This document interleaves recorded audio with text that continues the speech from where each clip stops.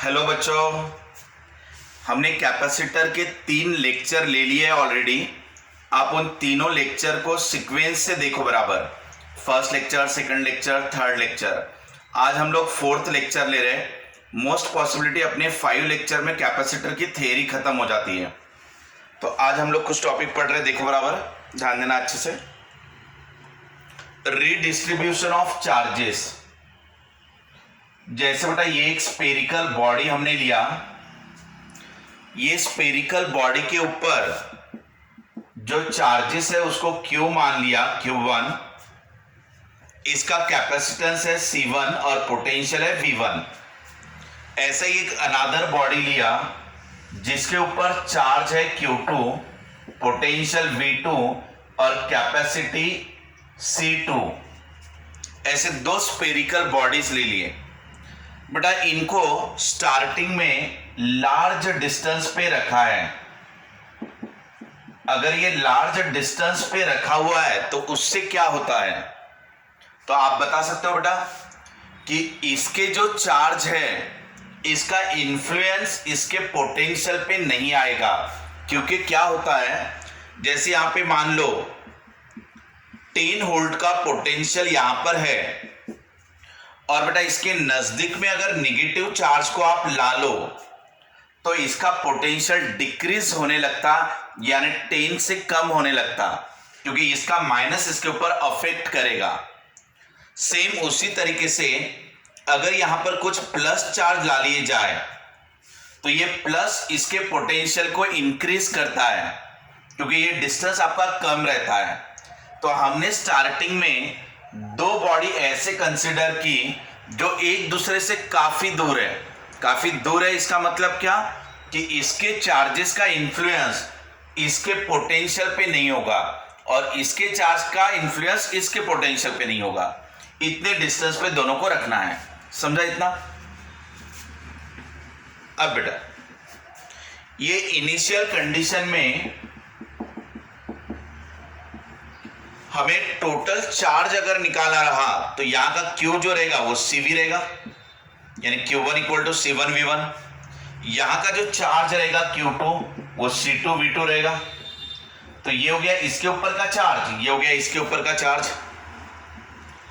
दोनों का मिला के चार्ज कितना है, Q टोटल, यानी Q1 प्लस Q2 कर दोगे, यानी C1V1 प्लस C2V2। दोनों का मिला के चार्ज इनिशियल, ठीक है ना। तो ये वाला Q1 हो गया इसके ऊपर का चार्ज, ये Q2 हो गया इसके ऊपर का चार्ज। तो दोनों का मिला के यानी टोटल चार्ज, तो वो आ गया C1V1 प्लस C2V2। अब हम लोग एक फाइनल सिचुएशन लेंगे।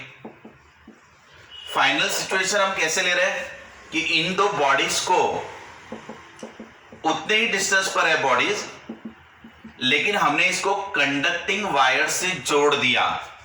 ये वायर कौन सा लिया मैंने, कंडक्टिंग, ताकि चार्जेस इधर उधर फ्लो हो पाए। बेटा दोनों में से जिसके तरफ चार्ज ज्यादा होंगे वहां से कम चार्ज की तरफ फ्लो होंगे। आप ध्यान से सुनना मैंने क्या कहा, कि एक तरफ चार्ज ज्यादा है एक तरफ चार्ज कम है, तो चार्ज कहां से कहां फ्लो होने चाहिए, जहां ज्यादा है वहां से जहां पर कम है उस तरफ नहीं। ऐसा नहीं होता। चार्ज हमेशा कहां पर फ्लो होते हैं, from higher potential to lower potential. जहां बहुत ज्यादा चार्जेस है वहां से फ्लो हो गया, ऐसा नहीं होता। चार्ज हमेशा फ्लो होते हैं ड्यू टू पोटेंशियल डिफरेंस। अगर यहां पर हमने वाटर लिया और यहां पे हमने वाटर लिया तो बेटा इसमें भले ही अमाउंट ज्यादा होगा वाटर का, इसमें अमाउंट ज्यादा है ना वाटर का, लेकिन फिर भी ये वाला हायर पोटेंशियल पे है। सो हायर पोटेंशियल से लोअर पोटेंशियल की तरफ ही वाटर फ्लो होता है। अमाउंट तो इसमें भी ज्यादा था, बट यहां से वाटर यहां रिवर्स नहीं जाएगा। हायर पोटेंशियल से लोअर पोटेंशियल की तरफ ही वाटर फ्लो होगा, समझा बेटा। और कब तक फ्लो होगा, जब तक दोनों का पोटेंशियल सेम नहीं होता तब तक। एक बार दोनों का पोटेंशियल सेम हो गया तो फिर चार्जेस का फ्लो आपका रुक जाता है। तो ये वाला पॉइंट देख लो आप। तो यहां मान लो ये वाला बॉडी हायर पोटेंशियल पे है और ये वाला लोअर पोटेंशियल पे। सो ये V1 is at higher potential and V2 is at lower potential initially. तो चार्जेस आपके यहां से यहां फ्लो हो गए। अब बेटा इस बॉडी से कुछ चार्ज चले गए तो बचेंगे कितने, Q1 डैश। यहां से कुछ चार्ज इसमें ऐड हो गए तो इसके ऊपर चार्ज कितना आ गया, Q2 डैश। दोनों की कैपेसिटी तो एज इट इज रहेगी, क्योंकि कैपेसिटी का मतलब क्या होता है, जैसे ये टैंक हो गया, अब ये टैंक आपका 5 लीटर उसकी कैपेसिटी है। भले ही इसके अंदर चार्ज या तो वाटर 1 लीटर भरा हो, 2 लीटर भरा हो या 3 लीटर भरा हो, बट ये टैंक की जो कैपेसिटी है वो तो 5 लीटर की ही है। तो ये बॉडी का जो शेप एंड साइज रहता है उसके हिसाब से इसकी कैपेसिटी है। भले इसके अंदर चार्ज कम ज्यादा हो जाए, इसकी कैपेसिटी नहीं बदल रही। भले इसके अंदर का पानी कम ज्यादा कर दो आप, उससे इसकी टोटल कैपेसिटी पे कोई फर्क नहीं पड़ता। ठीक है। अब चार्ज का फॉर्मूला क्या है बेटा, CV। चार्ज का फॉर्मूला है CV। अब आप देखना, इसकी कैपेसिटी C1 थी तो C1 ही रहेगी, इसकी कैपेसिटी C2 थी तो C2 ही रहेगी। बट ये चार्जेस फ्लो होते रहेंगे। कब तक फ्लो होंगे, जब तक दोनों का पोटेंशियल सेम नहीं होता तब तक। यानी अब इसका भी पोटेंशियल बन जाएगा V और इसका भी पोटेंशियल बन जाएगा V, यानी दोनों का सेम पोटेंशियल बनेगा आफ्टर रीडिस्ट्रीब्यूशन ऑफ चार्ज, यानी चार्जेस को डिस्ट्रीब्यूट करने के बाद। सो इसलिए दोनों के कॉमन पोटेंशियल को V लिख लिया जाएगा। अब आप बताओ टोटल चार्ज कितने होंगे फाइनल कंडीशन में, तो वो हो गए C1V प्लस C2V। अब इसमें से V को कॉमन निकाल सकते हो आप। सो V को अगर कॉमन निकाल लिया जाए तो C1 प्लस C2 बचा। ये टोटल चार्ज हो गया हमारा फाइनल। बराबर देख लो बेटा, ये हमारी फर्स्ट सिचुएशन थी, ये वाली, ये केस 1 हुआ, ये केस 2 हुआ। अब हमें स्टेप 3 लेना है। मुझे बताओ पहले दोनों के मिला के जितने चार्ज थे, अब भी दोनों के मिला के चार्ज उतने ही रहना चाहिए।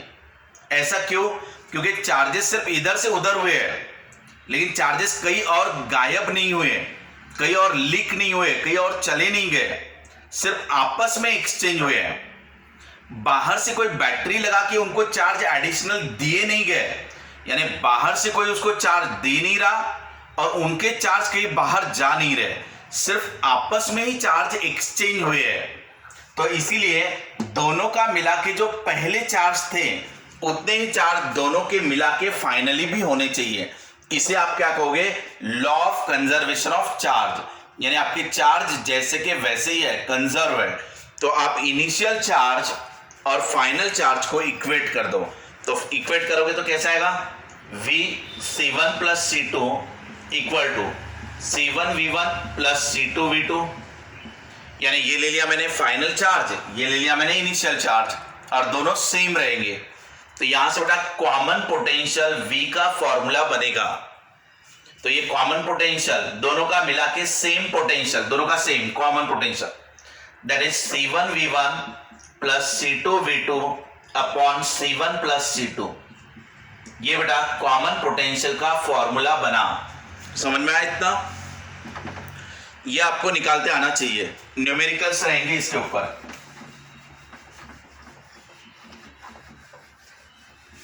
नेक्स्ट पॉइंट बेटा, इसको शॉर्टकट तरीके से ऐसा भी आप ले सकते थे कि कॉमन पोटेंशियल निकालो।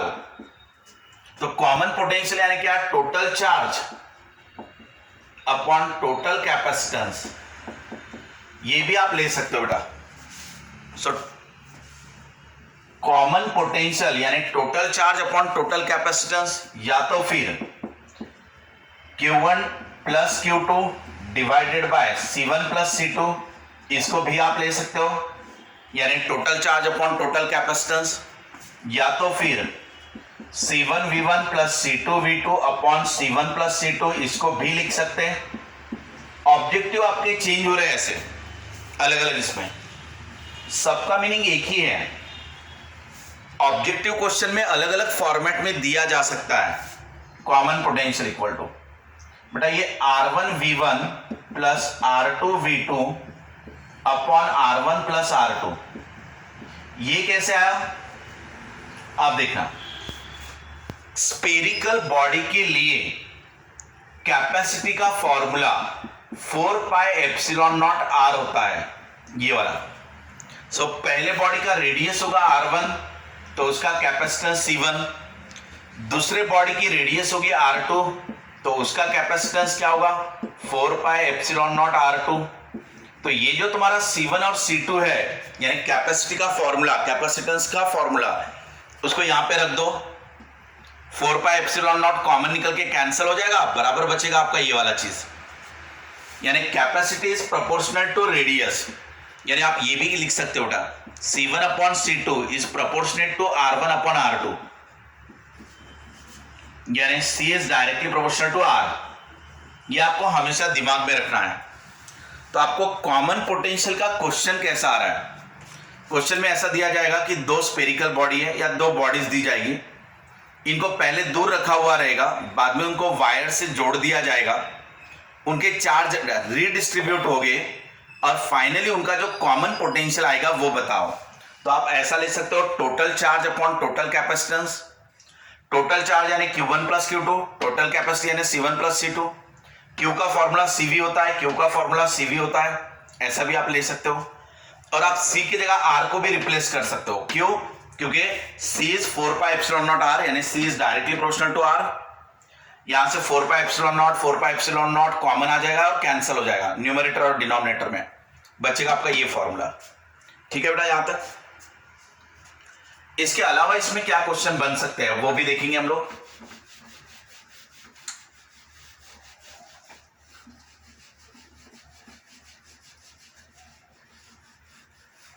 दोनों बॉडीज पे फाइनल चार्ज कितने आएंगे वो आपको निकालना है अभी।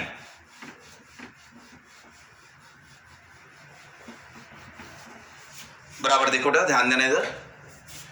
ये एक बॉडी थी, ये सेकंड बॉडी थी, इनको कनेक्टिंग वायर से कनेक्ट किया हुआ था, कंडक्टिंग वायर से कनेक्ट किया था।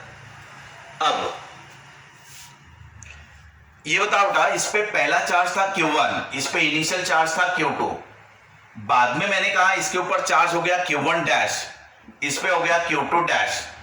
अब आप बताओ Q1 डैश कितना रहेगा, तो ये इसके ऊपर का फाइनल चार्ज आपको बताना है। तो आप क्या करो, total charge upon total capacitance into same capacitance, ऐसा कर दो।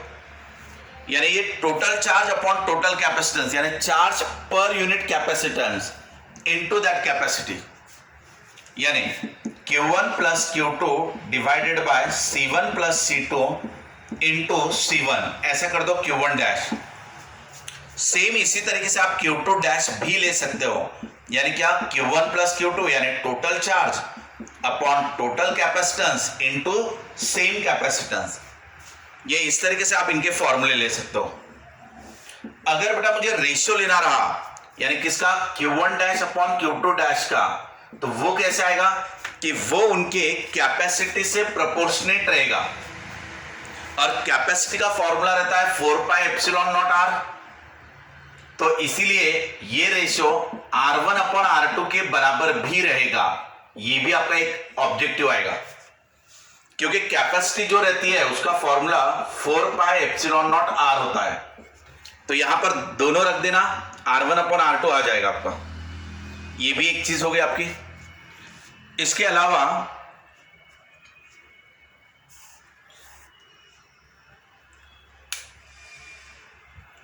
अभी हम लोग लॉस ऑफ एनर्जी निकालेंगे।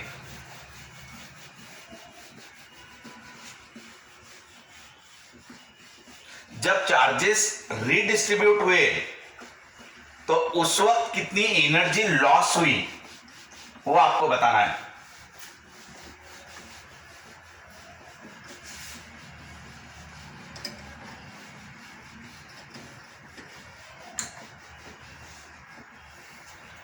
चलो बराबर देखो बेटा, ये अपनी बॉडी थी जिसके ऊपर चार्ज थे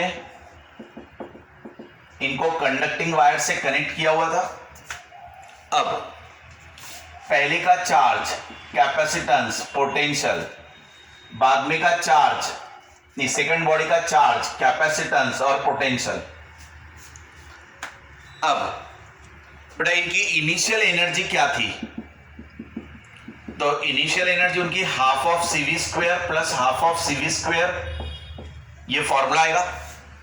यहां पे 1 1 कर देना, यहां पे 2 2 ले लेना, यानी दोनों बॉडी की इनिशियल एनर्जी, जब वायर ही कनेक्ट नहीं किया तब की बात है ये, बिना वायर कनेक्ट किए दोनों की इनिशियल पोटेंशियल एनर्जी निकाल लिया।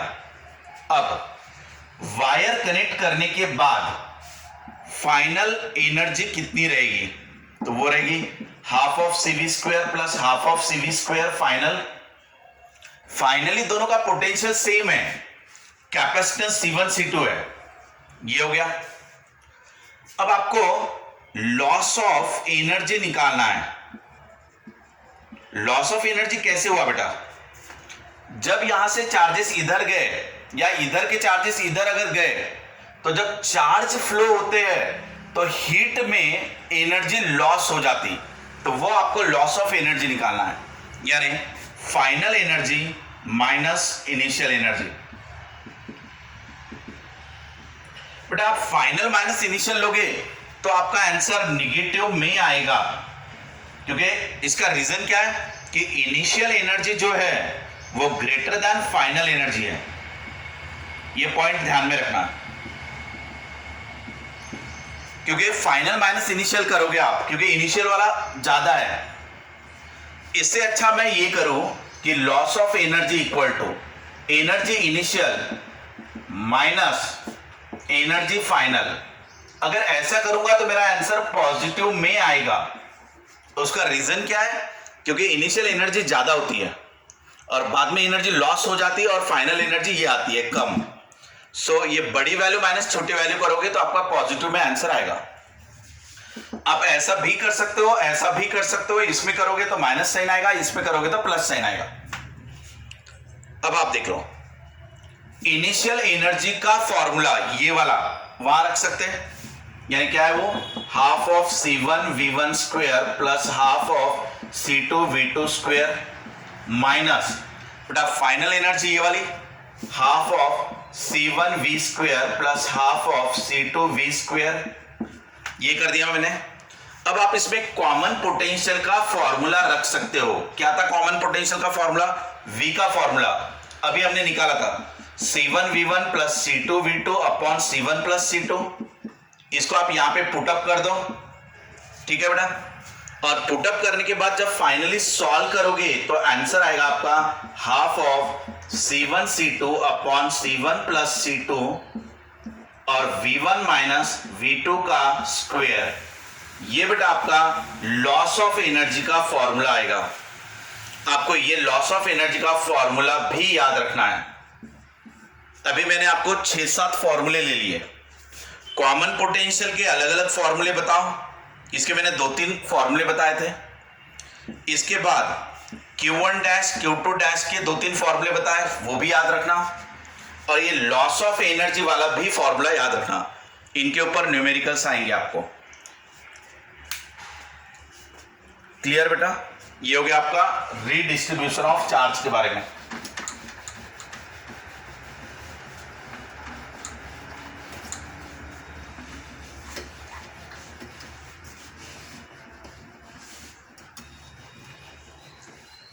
डेरिवेशन के साथ साथ फॉर्मूले याद रखना।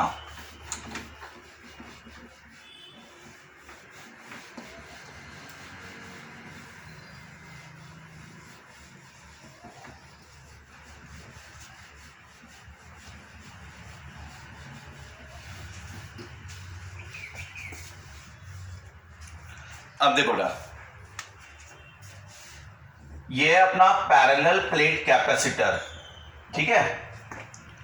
अब ये पैरेलल प्लेट कैपेसिटर में यहां तक मैं 1 मीडियम लूंगा और यहां पे मैं सेकंड मीडियम लूंगा। बराबर समझना बेटा, ये वाला जो प्लेट होता है वो ऐसा होता है और इसका एरिया रहता है ये, इसके अंदर कोई डाइलेक्ट्रिक स्लैब ऐड कर दिया तो ये ऐसा रहेगा बेटा, ये ऐसे स्लैब ऐड कर रहे हो इसके अंदर, ये आपका सेकंड स्लैब ऐसा होगा ये ऐसे, और इधर आपका प्लेट का एरिया होगा, ये इस टाइप से डायग्राम है ये, ठीक है ना। इसका थिकनेस होगा T1, यानी वो थिकनेस T1 यहां दिखाऊंगा मैं, इसका थिकनेस होगा T2 जिसको यहां पे दिखाया T2।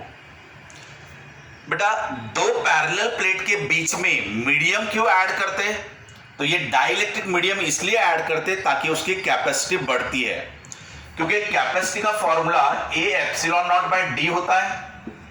अगर उसमें एयर रहा तो, यानी दो प्लेट के बीच में सिर्फ एयर है तब आपकी कैपेसिटी का ये फॉर्मूला है, लेकिन अगर इसके बीच में मैंने वाटर ऐड कर दिया तो अब C का फॉर्मूला बन जाता है A epsilon not K by डी। तो बेटा K is a dielectric constant या रिलेटिव परमिटिविटी, इसको K या तो रिलेटिव परमिटिविटी भी कह सकते हो। तो K की वैल्यू 81 रहती है फॉर वाटर, तो आप देख लो कैपेसिटी सीधा सीधा 81 टाइम्स बढ़ गई ना।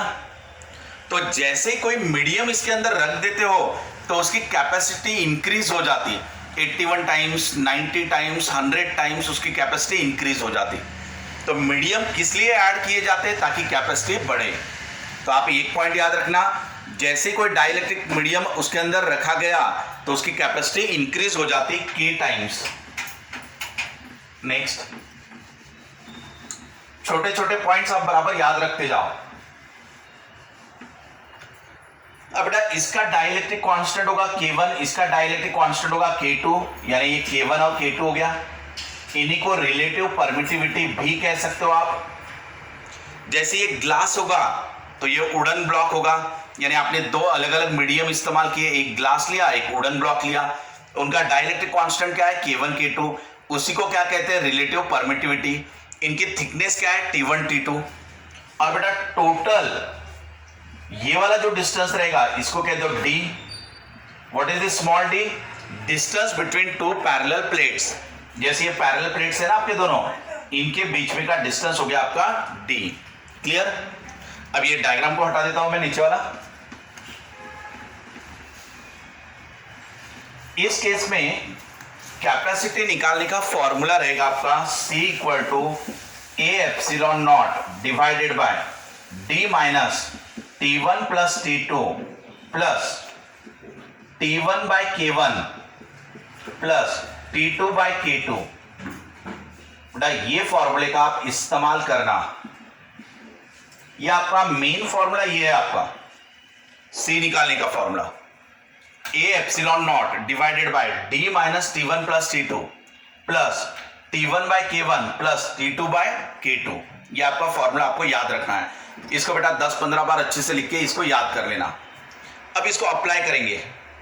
अगर हमने दो प्लेट के बीच में एक ही मीडियम रखा है ऐसा, ठीक है ना, तब आपका ये फॉर्मूला कैसा हो जाएगा, C equal to A epsilon not divided by D minus T plus T by K। ये हो जाएगा कब, अगर आपको एक ही मीडियम दिया जाए तो। अगर दो मीडियम दिए तो ऐसे, 3 मीडियम रहेंगे तो 3 बार ले लेना, 4 मीडियम रहे तो 4 टाइम्स ले लेना। नेक्स्ट, अगर इनके बीच में फुल्ली पैक कर दिया मैंने, जो मीडियम है उसको फुल्ली पैक कर दिया। यहां पे देखो, यहां तक मीडियम था, बचा हुआ एयर था, लेकिन यहां पे मैंने मीडियम को फुल्ली पैक कर दिया, यानी मैंने थिकनेस को ही D ले लिया। अब अगर थिकनेस ही मेरी D हो गई तो यहां का D कैंसिल हो जाएगा, यानी ये फॉर्मूला क्या बचेगा, A epsilon not divided by D minus D plus D by K। ऐसा हो गया बताओ, यानी C equal to A epsilon not K by D। ये फॉर्मूला हो गया। जब ये फुल्ली पैक हो गया तो अगर इसमें फुल्ली एयर आ जाए तो K की वैल्यू क्या हो जाएगी 1, यानी C नॉट हो जाएगा A epsilon not by D। ऐसा अगर बेटा फुल्ली मेटल रख दो इसमें अब ये फुल्ली मैंने मेटल रखा, तो मेटल यानी क्या, जो चार्जेस को फ्लो होने के लिए अलाउ करता, परमिशन देता, यानी आप कितने भी चार्ज देते रहो चार्ज आपके फ्लो होते रहेंगे क्योंकि पूरा मेटल हो गया।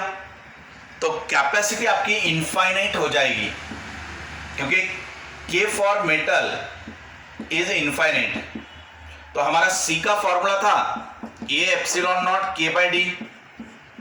अब जब आपका K इंफिनिटी हो जाएगा तो आपका C भी इंफिनिटी हो जाएगा, तो C आपका इंफिनिटी हो गया। या तो दूसरा सेंस आप याद रखना कि जब मेटल है तो आपके चार्जेस रुकेंगे नहीं, कितने भी चार्ज देते रहो वो फ्लो होते रहेंगे, यानी आपकी कैपेसिटी क्या बन गई, इनफाइनाइट। इस तरीके से आपको अलग अलग फॉर्मूले याद रखना है। कभी आपको इसके ऊपर न्यूमेरिकल आएंगे, कभी इसके ऊपर न्यूमेरिकल आएंगे, कभी आपको ये बनाते आना चाहिए।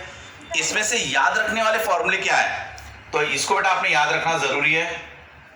ये फॉर्मूले को याद रखना है क्योंकि इसके ऊपर बहुत बार न्यूमेरिकल्स आते रहते हैं, और ये आपके दिमाग में रहना चाहिए कि एयर अगर रहा तो उसको इतना लिख लो। ये तीन चीजें तो आपको याद रहना चाहिए। ये फॉर्मूले आप बराबर याद कर लेना, ठीक है बेटा। आज के लेक्चर में हमने रीडिस्ट्रीब्यूशन ऑफ चार्ज पे फोकस किया था और ये वाले टॉपिक पे फोकस किया है। लास्ट लेक्चर में भी हमने कुछ इंपॉर्टेंट चीजें ली थी, तो बेटा हमने 4 लेक्चर में कुछ क्वेश्चन और थ्योरी कवर किए। अगले लेक्चर में और बचे हुए पॉइंट्स हम लोग कवर करेंगे, ठीक है। Thanks to all of you.